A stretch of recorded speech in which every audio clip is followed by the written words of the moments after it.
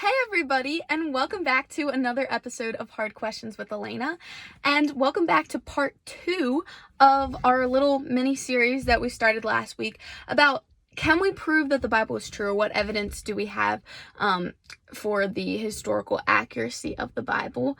I am really excited about this series, and if you haven't seen the first video that I did, I would encourage you to go back and watch that one before watching this one, just because it'll give you a little bit more of a background and context and make this one hopefully easier to understand.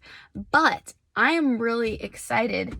I have my phone with me because we're going to be diving into some more hardcore facts and evidence this time, talking about answering the question of, is the copy of the New Testament the same as the original one that the authors wrote? So pretty much we're looking at the accuracy of the Bible. We're not looking at its trustworthiness yet, but just the accuracy of is the copy that we're reading today an accurate copy of what the originals wanted us to read, what the authors wanted us to read that they wrote down. And so that's what we're going to be looking at.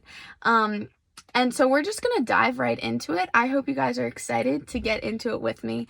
The first piece of evidence that we're going to look at is the mere number of manuscripts that have been discovered by archaeologists of the New Testament. So the New Testament is the most, what would be the word, attested for historical document that we have. There have been discovered between the periods of, I want to say, the second century up until the Middle Ages, there have been discovered 5,500 either different fragments of the New Testament or entire compilations. 5,500 copies. So these range anywhere from like tiny pieces that'll just have a couple verses to like the entire collection. And that's a lot. To put that in perspective for you guys, the next most attested for historical document, the next second runner up would be Homer's Iliad. And how many of them? So Homer's Iliad only has 1,757 copies of it. That's like 4,000 some copies less than the New Testament. And yet nobody doubts or nobody questions that the Iliad is a accurate copy of what Homer meant to write. Nobody really questions its validity. The New Testament has a lot of copies. And then not only do we have a lot of copies of it, but we have early copies. So this is really important. This is a huge deal. The earliest fragment of the New Testament that archaeologists have discovered, I want to say they've dated it to only 25 to 40 years from the original. So what this means is the copy that they have, they're claiming that it only was written like 25 to 40 years after the original writer wrote the first copy. So the way that things worked back in the day, before technology, before printers, right, the only way for things to be copied down was for scribes to hand write out the copies of whatever work it was. So for the New Testament, over the years it was copied over and over and over. And now most people would say like the more time something's copied, the longer span in between copies, the more room there is for error, right? Like the more times, it's kind of like whisper down the lane, right? The message gets kind of twisted and messed up along the way. So the earlier that we can get to the original copy, the probably the more accurate our copies are going to be. To put this in perspective for you again, with Homer's Iliad, the earliest manuscript that we have of that is 400 years from the original. 400 years of copies before we even get a fragment of it, which means that the Iliad is has a lot more room for error than the New Testament anyway. And so what we're going to talk about is we now have established that we have all these awesome manuscripts. We have all this data to work with, right? But like, what do historians actually do with this data?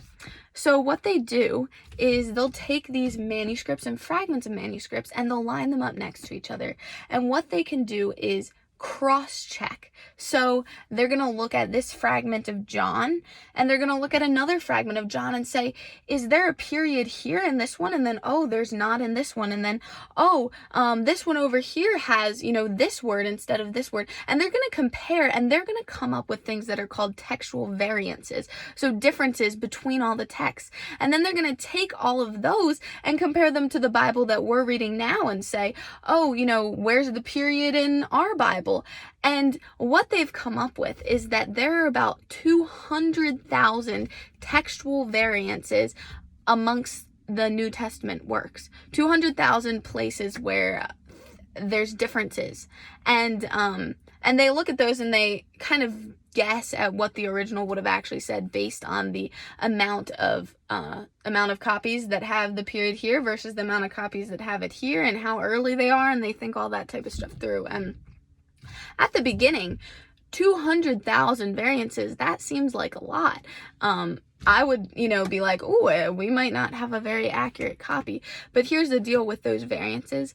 Of all of those, only 1% of the variances, which makes up less than 0.1% of the entire New Testament, has any bearing on the meaning of the verse in question. So only 1% of those variances impacts any of the message.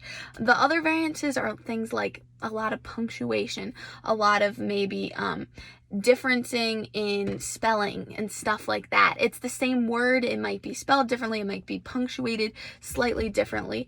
And then of all of those variances, not a single one affects any fundamental Christian belief or doctrine. So none of the fundamentals of the faith are actually affected by those variances at all.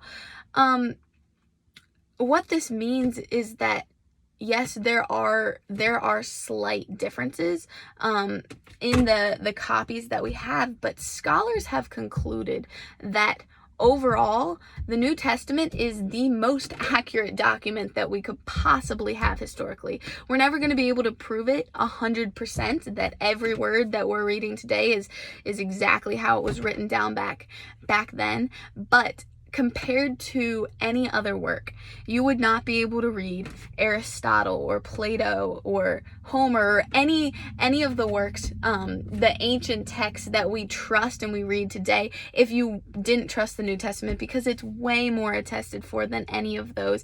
And overall, the copy that we have today is proven to be very, very accurate to the original.